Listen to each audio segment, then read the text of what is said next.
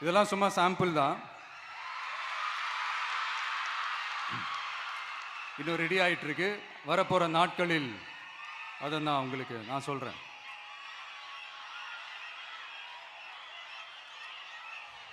சரிப்பா,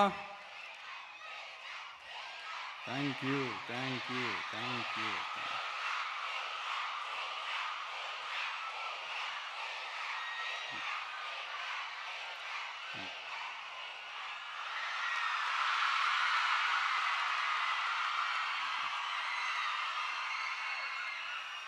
சரிப்பா, வாக்குறுதிகள்லாம் கொடுக்குற, உறுதிமொழிகள்லாம் கொடுக்குற, இதெல்லாம் ஓகே தான். ஆனால் ஸ்டாலின் சார் செய்ய முடியாததை நீ எப்படி செய்வ அப்படின்னு உங்களுக்கு ஒரு கேள்வி ஒன்று வரும். அது சிம்பிளாக ஒன்று சொல்கிறேன். இப்போ தான் ரீசெண்டாக அதை பற்றி நான் முழுமையாக ஒன்று தெரிஞ்சுக்கிட்டேன். நம்ம மாநிலத்துக்கான மொத்த பட்ஜெட் வந்து 4.39 லட்ச கோடிகள். அதில் 30% ஸ்டாலின் சார் டாக்ஸுக்கு போகுது. இது என்னடா புது டாக்ஸ்ன்னு கேட்குறீங்களா? ஆமாம், இந்த பட்ஜெட்லேருந்து ஒதுக்குற நிதியில் 20% ஸ்டாலின் சாருக்கு போகுது. அதில் 10% அவங்க மந்திரிங்களுக்கு போகுது. மொத்தமாக 30% ஆச்சா? கவர்மெண்ட்டுக்கு தான் வரி கொடுப்பாங்க. ஆனால் கவர்மெண்ட்டே ஒருத்தவங்களுக்கு வரி கொடுக்குதுன்னா அதுக்கு பேர் ஸ்டாலின் சார் டாக்ஸ் தானே. இதை விட நாகரிகமாக நீங்கள் அடிக்கிற கொள்ளையும் நீங்கள் அடிக்கிற ஊழலையும் சொல்ல முடியாது. மக்களுக்காக ஒதுக்குற பணத்தை நீங்கள் அப்படியே சைடில் ஒதுக்காம மொத்த பணத்தையும் மக்களுக்கே செலவு பண்ணிட்டா ஒரு சூப்பரான நல்ல அரசாங்கத்தை கொடுக்கலாம்ல.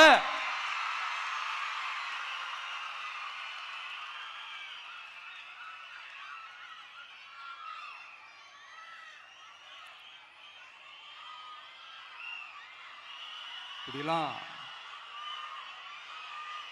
சைடில் ஒதுக்காம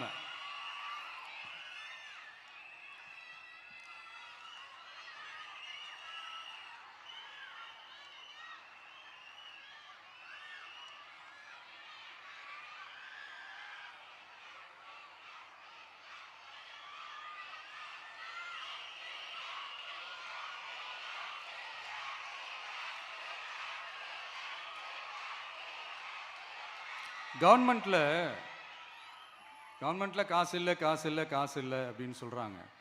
ஆனால் விடிய காத்தால எல்லார் அக்கௌண்ட்லேயும் 5000 ரூபா போட்டுறீங்களா? அது எப்படி?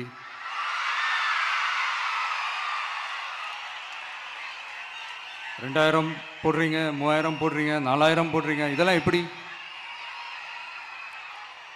ஸோ கவர்மெண்ட்ல காசு இருக்குது, பற்றாக்குறை தான் காரணம். அந்த பற்றாக்குறைக்கு காரணம் என்னன்னா இந்த மாதிரி ஸ்டாலின் சார் டாக்ஸ்.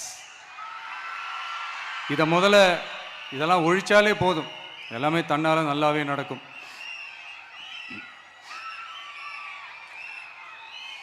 அப்புறம் ரீசண்டாக இருக்கிற நிறைய பிரச்சனைகளில் சில பிரச்சனைகள்லாம் ஓடிட்டு இருக்கு இல்லையா?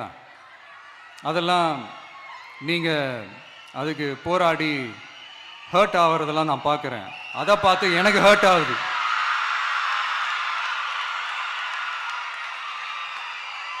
அதெல்லாம் நான் பார்த்துக்கிறேன்.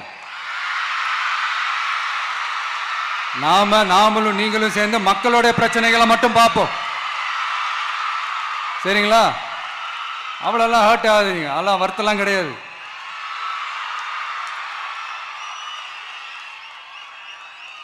சரியா? கான்ஃபிடென்ட்டா இருங்க,